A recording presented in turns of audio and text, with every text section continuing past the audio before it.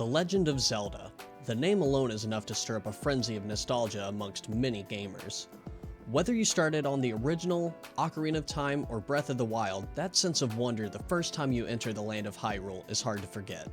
Throughout its legendary almost 35 years of thrilling players across a plethora of games, fans have speculated about many aspects of the Zelda universe.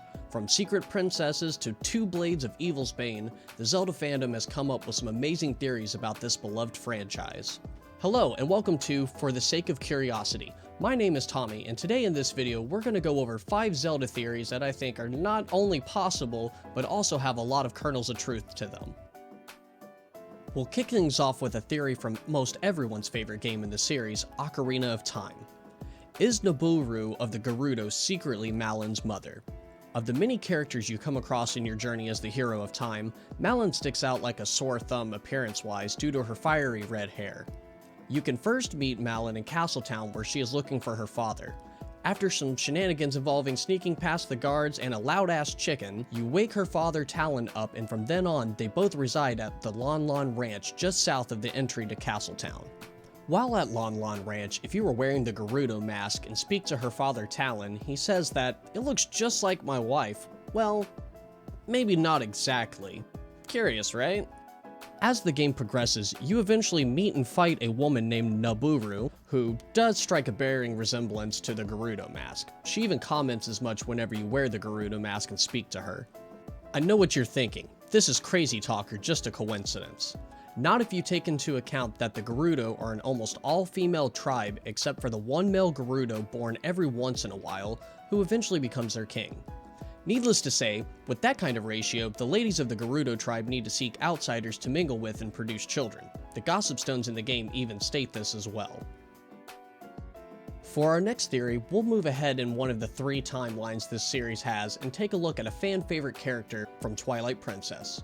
Is Agatha the Bug Collector really Princess Zelda's sister? Those who have played Twilight Princess, I'm sure, can tell you that this game was such a huge step up for the Zelda franchise as a whole. With better graphics and more resources to use to create a Zelda title, Twilight Princess ended up being a gorgeously realized, realistic-looking Zelda game. The details that the development team were able to create are nothing short of breathtaking. With that being said, fans took quick notice of a quirky character named Agatha. This incredibly brightly dressed girl is hard to miss as she, like Malin mentioned earlier, is very distinct visually from other characters you meet in-game. However, keen-eyed gamers have noticed something about this odd little character outside of, well, you know, her sending you on a fetch quest for bugs? For instance, she has her own castle in the middle of Castletown.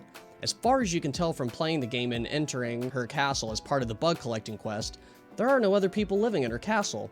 And more to the point, how is she not only affording to give you generous rewards for the fetch quest, but also to build and maintain that castle and collection of unique items inside? The unanswered nature of these questions has led some to speculate that the only way she can maintain this lifestyle is because she is royalty. It wouldn't be the first time Zelda's had a sibling. According to the instruction manual for Zelda 2, Zelda had a brother who was instrumental to the beginning of the story of that game. For this next theory, we're going to jump backwards in time, back to Ocarina of Time. Is the Forest Temple actually an old mansion or a fortress? Of the 5 temples you must visit and defeat the evil within to awaken the temple sages, the Forest Temple is very different from the rest of them. When you first enter the area of the Lost Woods known as the Sacred Forest Meadow, you are greeted with a maze, some enemies, and some annoying as hell water traps. Following that is the narrow corridor guarded by old Big Chungus himself. After you make your way to the temple proper, you're greeted with an interesting sight. The entrance to the temple looks very much like an old mansion upon further inspection.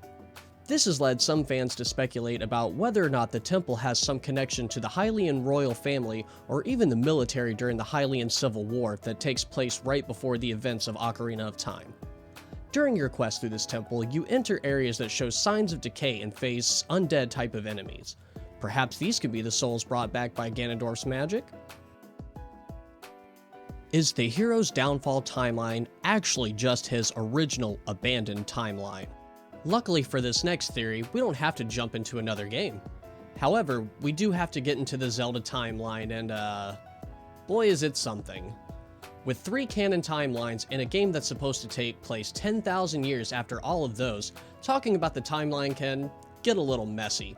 I'm going to try to TLDR this as best as I can. At the end of Ocarina of Time, Zelda sends Link backwards in time to be able to be a kid again. From there, the timeline splits into 2 separate timelines, the adult timeline with Wind Waker and its sequels, and the child timeline with Majora's Mask and Twilight Princess. Then, as stated in official canon, there is a 3rd timeline known as the Downfall timeline, in which Link at some point is defeated in his quest to stop Ganondorf in Ocarina of Time. This has led many fans and theorists to drive themselves up a wall trying to understand how Link can both die and survive to create that 3rd timeline. I came across a theory by MaskedNintendoBandit that proposes that instead of Link dying or being defeated for the Downfall timeline, what if, instead, the Downfall timeline is Link's first actual timeline he was in before the 7-year jump?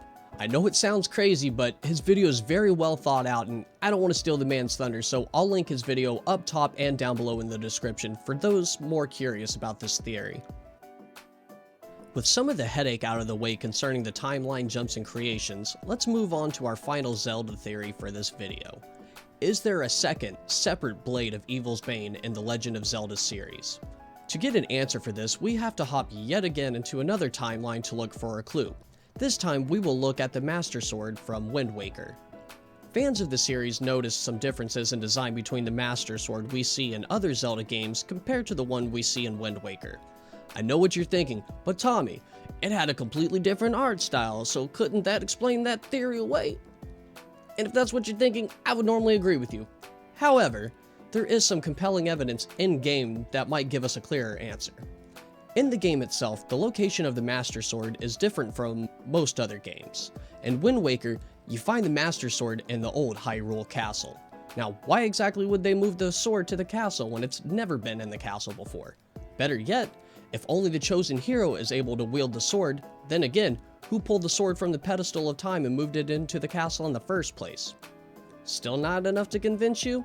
How about the encounter with Ganondorf at the Forsaken Fortress, where he tells you that the blade is useless against him because it holds no power. He also tells Link to, quote, "Go back to the world below and tell that to the pathetic fools who made this blade." This strongly implies that this blade was Hylian made. The blade also has a power we've never seen before from the Master Sword. At the end of the battle between Link and Ganondorf, whenever Link delivers the final blow to Ganondorf, the power of the sword starts to turn Ganondorf into stone, left with the King of Hyrule to be buried under the ocean for good. This is yet again another MaskedNintendoBandit theory, so I'll doubly not steal his thunder and just link below so you can watch his in-depth explanation behind this honestly well thought out theory. And there you have it. 5 Zelda theories that might have some truth to them. I hope you enjoyed this video and maybe learned a little something about this beloved franchise. Don't forget to smash that like button and go ahead and subscribe so you keep up to date for future videos. Thank you so much for watching, and I look forward to seeing you in the next video.